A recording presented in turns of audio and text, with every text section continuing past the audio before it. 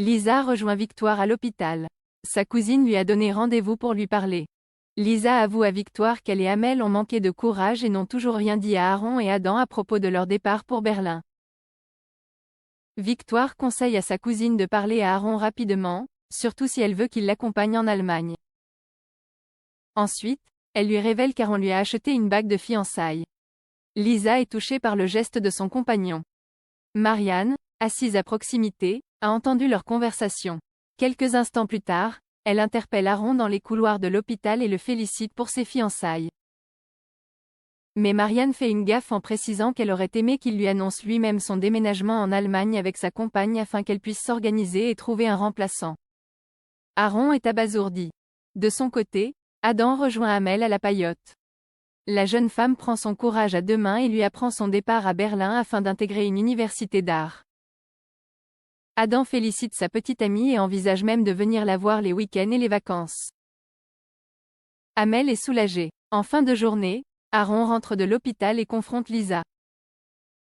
Il déplore d'être le dernier à avoir été mis au courant de son départ pour Berlin. Oma, Ryan avoue à Bruno que sa tentative de la veille pour reconquérir Jack a été un échec total. C'est pourquoi, il souhaite essayer une approche différente. Ensuite, il demande l'aide de Bruno. Plus tard, en sortant de chez lui avec sa sœur, Jack découvre que Ryan a dessiné un énorme cœur rouge avec leurs initiales à l'intérieur, juste à l'entrée de leur immeuble. Lizzie est touchée par le geste du jeune homme tandis que son frère jumeau déclare que c'est ridicule. Ensuite, il aperçoit Bruno au loin en train de distribuer des prospectus sur les pare-brises des voitures garées dans la rue. Jack s'approche et trouve un papier blanc sur lequel est écrit « De toute façon, tu n'as pas le choix, tu es amoureux de moi ». Cela déclenche un flashback. Jack avait prononcé ces mots à Ryan pour le convaincre d'assumer leur relation au grand jour. Ensuite, Jack froisse la feuille et semble en colère. Lizzie et Jack vont déjeuner au Spoon et découvrent que la carte a été personnalisée par Ryan. Il a collé des photos de lui et Jack. Lizzie encourage son jumeau à lui donner une chance. Mais Jack se braque, car tout cela lui rappelle tout ce que son ex-petit ami a gâché. Ensuite, il se rend au mât pour voir Ryan, mais Bruno lui apprend qu'il est déjà parti. Le père de Nathan profite de l'occasion pour lui confier que Ryan est déprimé et qu'il ne sait plus comment se faire pardonner. Bruno révèle ensuite à Jack qu'il a vécu une histoire d'amour avec une femme lorsqu'il était plus jeune, sauf qu'elle l'a trompé. Par fierté, il n'a pas voulu lui pardonner. Bruno lui confie ensuite, visiblement ému, que sa plus grande erreur a été de croire qu'un amour chasserait un autre et qu'il revivrait un amour aussi fort. Un peu plus tard, Jack rencontre Ryan devant son immeuble. Ryan fait son mea culpa. Puis, il déclare à Jack qu'il l'aime, qu'il a perdu trop de gens dans sa vie et qu'il n'a pas envie de perdre l'homme qu'il aime. Il ajoute qu'il ne sait pas comment lui faire comprendre qu'il est perdu sans lui. Dans un élan de spontanéité, Jack embrasse Ryan. William continue de cacher Caroline Leblanc à son domicile. Au début de la matinée, elle prend un anxiolytique. William la met en garde sur la dépendance à ses médicaments. Caroline souligne que ces anxiolytiques lui permettent de tenir le coup. Sans eux, elle ne sait pas comment elle aurait réagi lorsqu'Aurore est venue la dernière fois. William souligne qu'elle a eu le bon réflexe en se cachant. Il n'ose pas imaginer ce qui se serait passé si Aurore l'avait surprise à la maison. Caroline répond qu'elle non plus, surtout si elle pense qu'elle a été assassinée. Puis, elle ajoute qu'elle est vraiment désolée. Elle est consciente des risques que William prend pour sa carrière et son couple. William lui répond qu'il ne pouvait pas la laisser tomber, surtout si Blanqui, le cambrioleur contre lequel elle a témoigné, est après elle.